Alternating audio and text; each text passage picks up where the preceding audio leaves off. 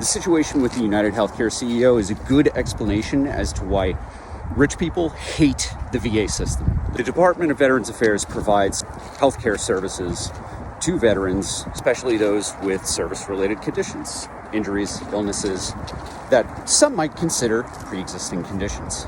Right? We as veterans enter the VA healthcare system specifically because we are kind of broken in some way. Whether it's our knees, our back, or our brain, we're getting care at the VA primarily because the United States has a responsibility to care for us after we sign our name on the dotted line and risk our lives for our country, our freedom, our democracy, and ultimately our economy.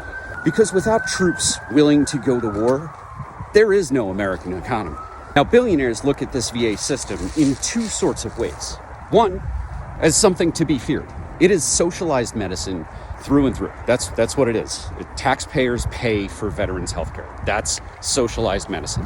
And the vast majority of patients at the VA are very satisfied with their services. In fact, I know, as a patient of the VA for the last 17 years, that my healthcare in the New York City metro area that has better healthcare providers than anywhere else in the world, that my healthcare is better than any civilian I know across all income brackets. The level of convenience in my healthcare is something that most civilians will never experience in their lives.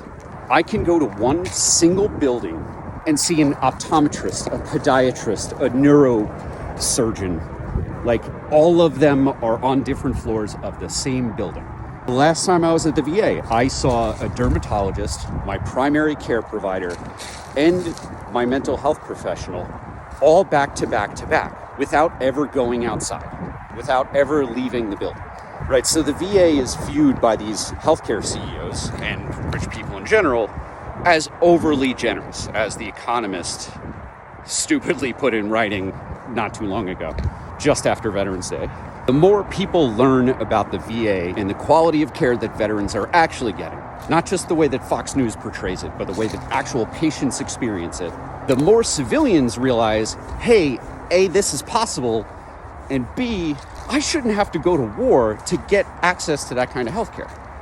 And I, as a veteran, I agree.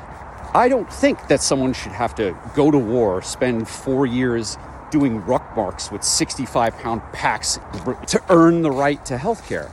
I think that's ridiculous. Science says that preventative medicine is much cheaper than repair on the other side. So if civilians were able to access preventative care like I can, like free vaccines at no cost, there are no copays for someone like me with a service-related condition, a disability related to my service, I save the government money when I go get a COVID vaccine and I don't end up getting COVID because I didn't have the money for the vaccine, and then I end up in the emergency room where thousands and thousands of dollars are being spent, no matter what, right? Getting the COVID vaccine saves someone like me who has lung issues related to burn pit exposure from ending up in the ICU. So that's a good deal. It's a good deal for me. It's a good deal for taxpayers. It's a good deal for the government. But these wealthy CEOs, they don't want to pay on the front end or the back end. They just don't want to pay. They want to put it all on us as individuals. Now, the second way that these wealthy CEOs look at the VA is as a cash cow. The fact is that the VA provides the best care anywhere. In fact, a friend of mine wrote a book with exactly that title. But if wealthy CEOs can undermine faith in the VA, they can basically convince Congress to dismantle the VA and push all veterans into the private healthcare system. And the way that they start doing that is they say, oh, well, this is just access to community care. It's care closer to home. It gives veterans choice. It enables them to go to urgent care instead of the VA emergency room that might be 20 miles further down the road. Which sounds good, right? But we know from history, when you undermine services that are provided by the government and then you privatize it, the price goes up. And when the services are provided by a profit-driven mechanism instead of socialized medicine, well, taxpayers, these wealthy CEOs, look at the cost and they say, no, we don't want to pay this anymore. We think this is ridiculous. We think we've given enough to veterans. Again, The Economist put this in writing not long ago. They said we have absurdly generous benefits. After that same magazine advocated for invading Iraq, a war that was started over lies. That I spent a year of my life trudging around in a desert getting shot at and with my friends getting blown up. I think that most people here in the United States think that I deserve that access to healthcare. And that brings us to the Trump administration. Part of the way that Pete Hegseth became famous enough to be offered a spot on Fox News television, was because he ran this organization called Vets for Freedom, which would later turn into Concerned Veterans for America, which is this dark money group created by the Koch brothers network, which has the primary goal of reducing taxes for billionaires. So Pete Hegseth, this Blue Falcon, would go on Fox News all the time and talk about how bad the VA healthcare system is, how corrupt it is, and how terrible, and how veterans deserved access to community care. It sounds like a good argument to someone who doesn't know the facts that the VA healthcare is better than any civilian healthcare, particularly for veterans who have specialized needs related to military exposures.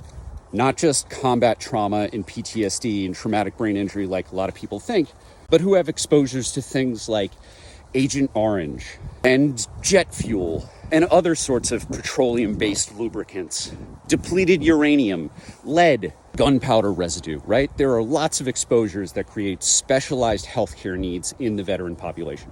So while I believe that every vet deserves access to healthcare wherever they are, wherever they go, when we chip apart the VA to start pushing money to wealthy CEOs who are profit-driven, who are charging too much for those services, it takes away from the whole pool of money that veterans are able to access care to.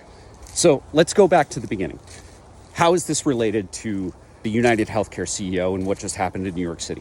Well, I, as a professional veterans advocate, as someone who worked for a congressionally chartered veteran service organization for several years, I can tell you that there is no building that is comparable to VACO, the VA central office. Now, with the exception of immediately after January 6th and during COVID, most federal buildings, like congressional buildings, thousands of people come through the doors every day, and it's a relatively smooth process. There might be things like metal detectors, but it's a relatively smooth process. They are not expecting people to be especially violent when they enter a congressional office building.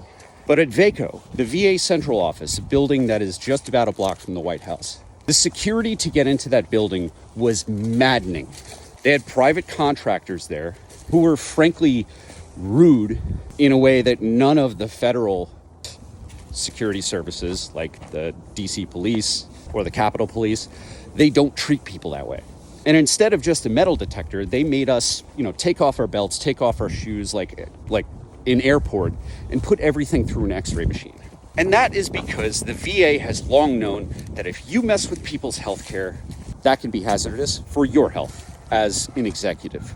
As a veteran, I found it personally offensive that these private security services would treat me like a suspect as I wore my suit, wearing my pin that represented tens of thousands of veterans, and tried to get into the building to sit down for a meeting that I was invited to by the Secretary of Veterans Affairs. It's absolutely maddening and offensive. But the public response that we are seeing to this United Healthcare CEO thing, I think there's going to be a bit of changes. First, the CEOs are going to tighten their own security. That's the immediate response. It's already happened. The contracts are already out there. But second, these wealthy CEOs are going to start thinking about the real costs of their decisions of denying people fair access to healthcare.